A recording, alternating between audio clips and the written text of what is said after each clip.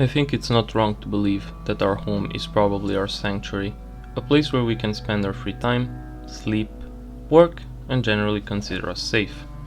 Which is why the prospect of a home invasion is probably terrifying to the most of us. An unknown stranger, an odd element that shouldn't belong in our home, forcing or sneaking its way inside, more often than not for malicious purposes.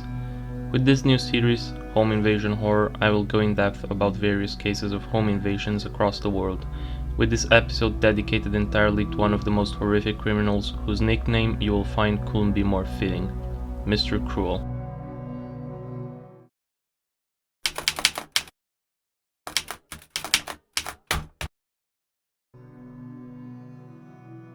An unsuspecting family of 4, composed of 2 parents, a 6-year-old son, and an 11-year-old daughter, are fast asleep in their home, as most of us will be at night. By approaching a window from the outside, a mysterious figure, armed with a knife in one hand and a handgun in the other hand, managed to quietly remove a window pane and sneak its way into the family's home, quietly reaching for the parents' bedroom. The 2 adults would be soon woken up by an intruder, whose face was completely covered by a balaclava to avoid identification, now located in their bedroom, threatened both at knife point and gunpoint and quickly restrained, blindfolded, gagged and thrown into the wardrobe. Afraid for the lives of their 2 children, the parents could do nothing but hope that the man was nothing but a simple burglar, that he would take anything of value from inside the home and then proceed to take its leave, shrouded in the knife. But the man's intentions were far more nefarious and horrific. The man's next target was the 6-year-old boy, which luckily did not come to great harm, as he followed the same fate of his parents. Bound, gagged and blindfolded, he was restrained to his own bed with tape and left alone. But unfortunately, the same thing will not happen to the intruder's real and primary target, the 11-year-old daughter. After making his way to the girl's room, the man proceeded to commit a truly heinous act, abusing the child for roughly 2 hours. During the entire process, the man seemed to be in anything but a rush, even taking a break at some point in order to prepare himself a meal. He would later on grab from the home a box of classic records, a blue jacket, and take its leave, leaving the family, especially the daughter, permanently scarred for the rest of their life. And that's how one of Australia's greatest monsters was born, Mr. Cruel, a nickname that will be given to this psychopath by a headliner in a newspaper later on. As the police begin their investigation, they will find out from the daughter that during the assault, the man had also made use of the family's phone in order to make a phone call, apparently threatening another family to move their children unless they'd want to become the next victim, referring to the person on the other end of the line as Bozo. It won't take too long for the police to figure out that the call had actually never taken place, faked entirely by Mr. Cruel in order to confuse the police, planting a red herring of sorts for no other purpose but to slow down the investigation. Unfortunately though, with no security camera footage, no traits that could help identify the man, and no clues to work with, the police was unable to identify the perpetrator. Mr. Cruel was at large. I find it believable to assume that Mr. Cruel had actually planned out the entire crime much beforehand. The fact that he had managed to effortlessly enter the home, navigate to the parents' bedroom and restrain them, calmly taking his time, shows that probably he had kept the home under surveillance in order to note down the number of family members, the hours at which they will go to sleep and wake up for work, and whether anyone else could or couldn't have shown up at any time, such as a possible neighbor or a regularly visiting relative, albeit the chances of that happening during the night were very slim. It was obvious that with the calmness that Mr. Cruel had approached the situation, he was sure to know that he could take his time without being interrupted. But questions still remain. Just for how long had that man been observing the family? Days? Weeks? Months? And was the family picked at random, or did he have any sort of relation to them? The family claims that they had not been threatened by anyone in the past, neither were they aware of anyone that would want them harm.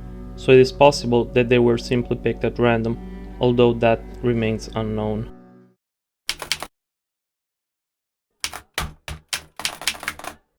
It was almost 6 in the morning, with only 2 days after Christmas. A family of 6, composed by 2 parents and 4 daughters, were fast asleep in their home. The nightmare that had befallen 1 year prior was about to repeat. Similarly to last time, the parents woke up to find an intruder inside their bedroom. With a gun and a knife pointed at them, they were quickly bound, gagged, and blindfolded in a nearly identical manner as the previous family was. But this time Mr. Cruel had no intention of spending the night. He rushed towards the shared bedroom of the four daughters. Not before cutting off any and all of the home's phone lines, he woke up the oldest one, a 10-year-old girl, this time even addressing her by her own name, and quickly kidnapped her, disappearing through the night. For the two parents that had managed to free themselves of their restraints after a while, their worst nightmare had come to reality. One of their daughters was missing without a trace, with both her and the intruder being nowhere to be seen. The police had been called from a neighbor's phone, but despite the search, neither the child nor Mr. Cruel were to be found. The investigation suddenly took a different turn when, after 18 hours, the child was found, wrapped in garbage bags, left out in the cold on a street corner, luckily still alive. But the most surprising part still had to be revealed, and it will be during the police interview with the 10-year-old child. During almost the entire ordeal, the child had been blindfolded, so she was completely unable to give a physical description of the man, with the exception that it might have had chest hair and a mustache. Once the girl had been brought to an unknown location, the man proceeded to help her bathe, brush her teeth, floss, and then assault her in the bedroom, feeding her a sandwich and a glass of milk afterwards. According to the girl, at some point the man had to leave the building, which gave her the occasion to lift her blindfold and observe her surroundings. A rather normal-looking bedroom comprised almost entirely of peach and beige colored furniture, but the truly disturbing detail was the fact that at the end of the bed there was a tripod with a camera installed, pointing and most probably recording in her direction. Another detail that would reveal to be significant later on was the claim of hearing the sound of various airplanes and jets above the house at some point, indicating that the house might have been located either nearby an airport or on the same route where planes will fly over. Unfortunately, that specific information will be too vague in order to pinpoint the location. By taking a look at the location of the airport in Melbourne, the urban area around was just too expansive. Even if the house was indeed located next to the airport or somewhat close to it, the area was simply far too large. A second assault would take place upon Mr. Cruel's return. With the deed done, the man proceeded to once again feed the little girl a sandwich and a lemonade, and then cleaning her body and clipping her fingernails and toenails, brushing and flossing her teeth before putting her back into the vehicle he had brought her in. After a bit of trouble starting the car and claiming that stolen vehicles don't always start well, he made off, taping a bag over the girl's head in order to restrict her vision and opening a hole for her mouth in order to be able to breathe, releasing the girl in town and detailing her how to reach a nearby store where she will be able to ask for help in order to get home. After warning the girl not to turn around towards him, the man left, disappearing once again. It is important to note down a few details that personally I have found to be really relevant in this case. First of all, once again Mr. Cruel seemed to be acquainted with the family, as he was aware of the daughter's name, the number of family members, and the layout of their home. Once again, the possibility of him having stalked and observed the family for multiple weeks on end in order to learn their routine and prepare his plan was there. Yet, there are two more details in regard to this that are important to note down. The first detail is that the family had appeared on the newspaper 6 months prior to the incident in another unrelated incident where the mother had saved her daughters from a fire caused by a faulty electric blanket. Whether this article had given them notoriety to Mr. Cruel or played a role in the matter of choosing his victims is just speculation, but it is possible that he could have learned their names from that very news article, which also depicted their pictures. A second important detail to keep in mind is that 6 weeks prior to the abduction, a neighbor had reported a stranger lurking around the neighborhood with a video camera, filming the house. The man had been described as 30 to 35 years old, balding with brown hair and a pot belly. Whether this man was or wasn't Mr. Cruel stalking his victims beforehand is once again mere speculation, yet it seems a coincidence far too great to ignore. It is clear that Mr. Cruel was not a fool, and not a stranger to how the police would attempt to gather evidence. Cleaning the girl, carefully clipping her fingernails and toenails, brushing and flossing her teeth, might have definitely been his way to make sure that no DNA trace could be left behind, as in similar cases, attackers are often identified by small samples, such as bits and pieces of skin or hair left beneath the victim's fingernails. He had been very true in his attempt to hide his tracks and identity. Another point that I would like to make is the fact that most likely he was not wearing his balaclava mask when releasing the girl, reason why he had to warn her against turning around and taking a look at him, something which makes perfect sense, as someone wearing a balaclava in a potentially stolen vehicle will have aroused suspicion in traffic while driving, a huge risk on his part, as that could have easily led to his identification if someone were to witness and report him at any point, especially with the high alert the authorities were on in their look for a small girl and a kidnapper. The last point that I would like to make regarding this case is that the doubt might arise on whether if the culprit was the same in both of those instances, the one mentioned at the beginning of the video in 1987 and the one we just discussed now in 1988. In both instances, Mr. Cruel had been identified by the balaclava he had been wearing, but that is, after all, a one-too common accessory for any home invader, burglar and kidnapper. After all, it's an iconic piece of clothing capable of hiding someone's identity and at the same time not hindering their senses, such as sight and hearing. But in both cases, Mr. Cruel had operated in the exact same way. First, most likely observing his victims prior to invading their home, then prioritizing on tying up the parents first, which, according to the sources I will mention below in the description, had been bound in both cases with the same type of knot, a nautical knot, mostly used by sailors on ships. Surgical tape had been used in both cases to gag his victims, and even the weapons, although a common type, were the same: a gun and a knife. Even the man's personality seems to match in both crimes, a cold, calm demeanor lacking any sort of empathy.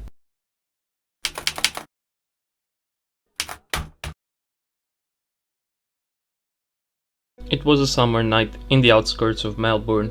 Two girls, a 13-year-old and a 15-year-old, were left home alone for the night by their parents, which had to take their farewells from friends and work colleagues, as the family had moved to Australia temporarily for work and had scheduled to return to the UK in the very next day. The two girls had ordered a pizza, which arrived at approximately 10 p.m, leading to the girls eating and going to bed at around 11 p.m. Their sleep, though, will continue undisturbed for long.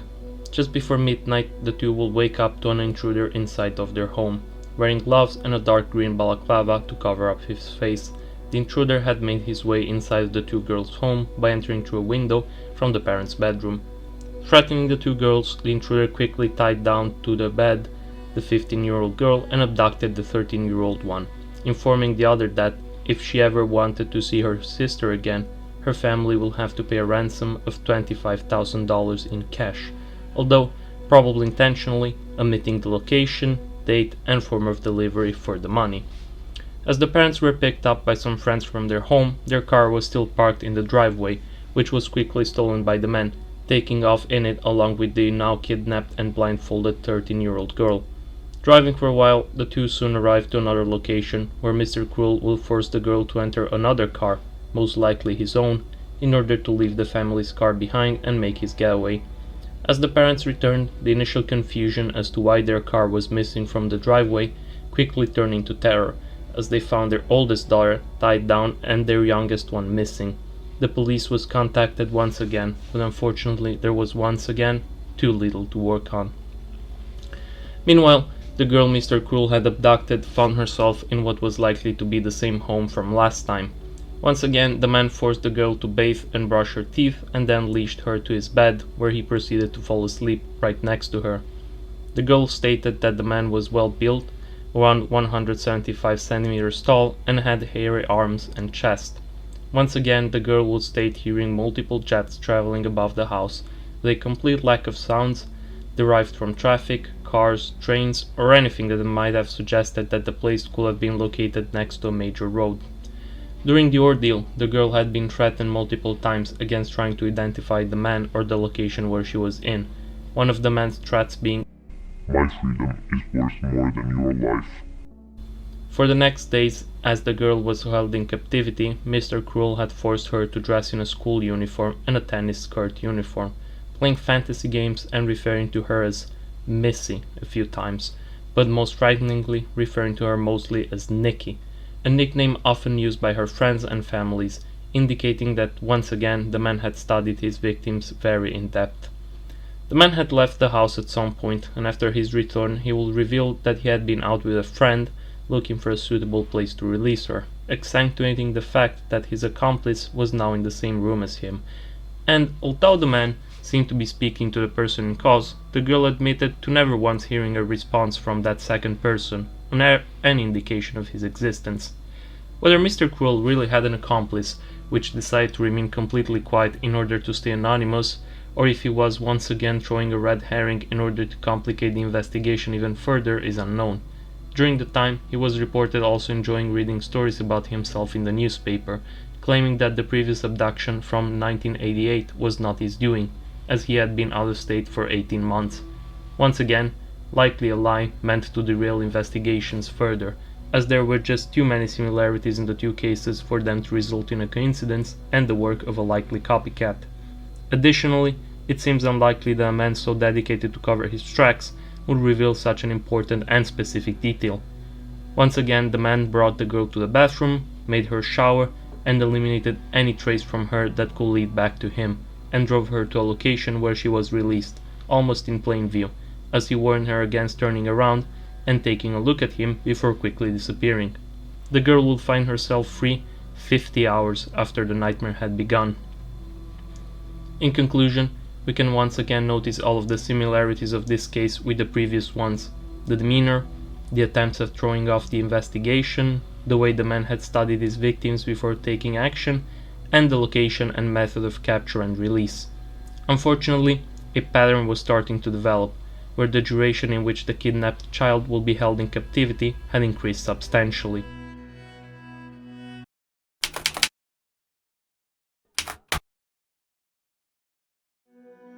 It was a Saturday night, and three sisters were spending it in front of the television, as their parents were gone for the evening, managing three restaurants that, along with other properties, were their main source of income, allowing the girls to lead a good life, having to want for nothing. As the oldest one among the sisters left the room in order to get to the kitchen and prepare herself a snack, she found herself face to face with an intruder wearing a balaclava and brandishing a large knife. Mr. Cruel had decided to strike once more, locking the two younger sisters into one of the house's closets and placing a bed in front of it in order to hold them back.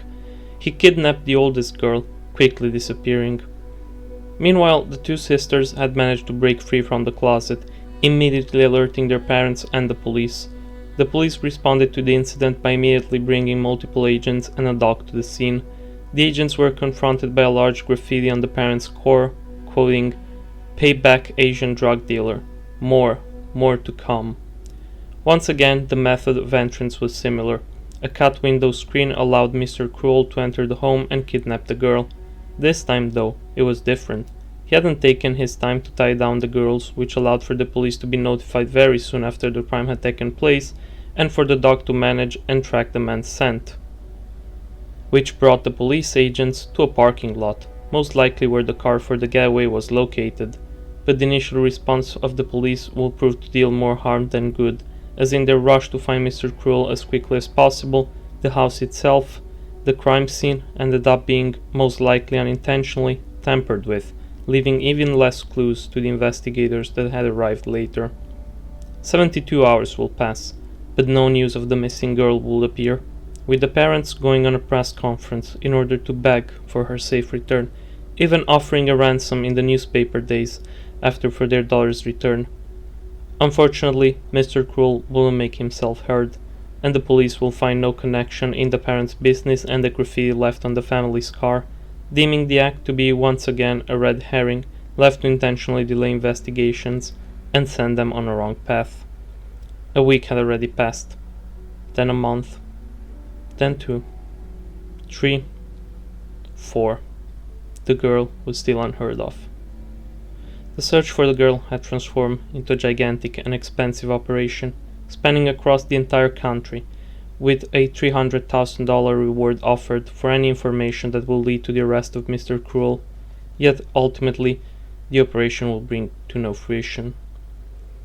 Almost an entire year had passed since the abduction. A man walking his dog would alert the authorities as to the discovery of a decomposed human skeleton. Later on, the skeleton will be identified as belonging to the abducted girl. With multiple gunshots to the head, the girl had been murdered, and her body left to rot for almost an entire year before its discovery. The parents theorized that the girl's stubbornness and strong will force might have led her to not submitting to Mr. Cruel's orders, perhaps even managing to learn his identity, and thus being killed in order for Mr. Cruel to dispose of any and all evidence that will lead to his arrest. With over $4 million spent, the operation to catch Mr. Cruel continued for a few years, leading to the investigation of tens of thousands of suspects and searching just as many houses. Unfortunately, Mr. Cruel will not be identified. There is, though, a silver lining to the story, and that is the fact that the operation led to the arrest of over 70 people involved in illegal child videos. To this day, Mr. Cruel has yet to be identified. Although investigations sometimes surface up again, the overall lack of evidence or clues represents the greatest problem. Although there are many theories as to Mr. Cruel's identity, the theory is presented as the fact that he could have been a teacher or someone working in a school, as some of the victims were frequenting a common school. He knew the names of his victims and how to address them, and all of the abductions and home invasions had taken place during school vacations, either during the winter holidays or the summer vacations, although this is again just purely speculation. Another theory leans towards condemning a man named Robert Keith Knight, a man convicted for child abuse. The home invasion and abduction all had taken place after his release, and a first conviction and arrest in this area could be the reason as to how Mr. Cruel knew how to hide his tracks and leave no evidence, learning from past mistakes. He was later on arrested once again, found guilty of amassing illegal child videos and pictures. He would later commit suicide by jumping from a second-story building. Once again, this is all conjecture, as a connection between Mr. Cruel and Robert Keith could never be confirmed. To this day, people believe that Mr. Cruel might still be at large, involving himself in more kidnappings. In the end, whether he is still at large, dead, or behind bars, Mr. Cruel will forever be cemented as Australia's boogeyman, and the reason for which many parents will live in fear for the lives of their children. If you're interested into reading more details, I will leave the sources I used for the information of this video in the description. I wish you all a good night, and I will see you in the next video.